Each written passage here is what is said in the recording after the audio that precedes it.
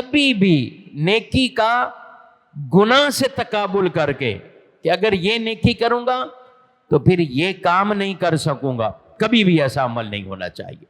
آپ نیکی بجا لائیں۔ حضور اکرم صلی اللہ علیہ وسلم کی بارگاہ میں کسی نے آ کر کہا یا رسول اللہ صلی اللہ علیہ وسلم، فلاں آدمی نماز پڑھتا ہے مگر چوری بھی کر لیتا ہے۔ آقا صلی اللہ تعالی علیہ وآلہ وسلم نے فرمایا کہ اسے نماز پڑھنے دو، یہ نماز ایسا عمل ہے کہ ایک دن یہ برائی اس سے چھڑا دے گی، یہ نماز چھڑا دے گی۔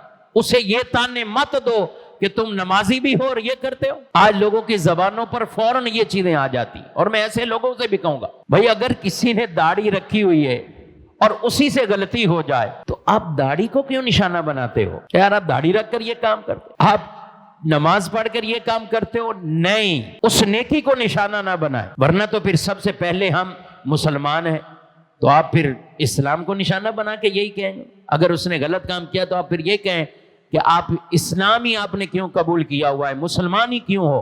تو کیا کوئی یہ کہے گا؟ نہیں کہے گا، اور نہیں کہنا چاہیے۔ تو اس لیے نیکی کی چیزوں پر تانا یوں نہ دیں، وہ برائی اس نے کر دی مگر اسے یوں تانا اور یوں نشانہ یہ نہ بنائے کہ آدمی اس نیکی کے کام سے ہی ہٹ جائے کہ میری نماز کو تانا دیا جا رہا ہے، میری داڑھی کو تانا دیا جا رہا ہے، میرے مذہبی لباس کو تانا دیا جا رہا ہے، تو میں یہ سارے کام ہی چھوڑ دوں تاکہ وہ پھر دھڑلے سے یہ کام کرتا رہے گا۔ تو اس لیے میرے بھائیوں، ہماری بات سے، ہماری گفتگو سے سامنے والے کی نیکی والے کاموں کی حوصلہ افزائی ہو، حوصلہ شکنی نہ ہو۔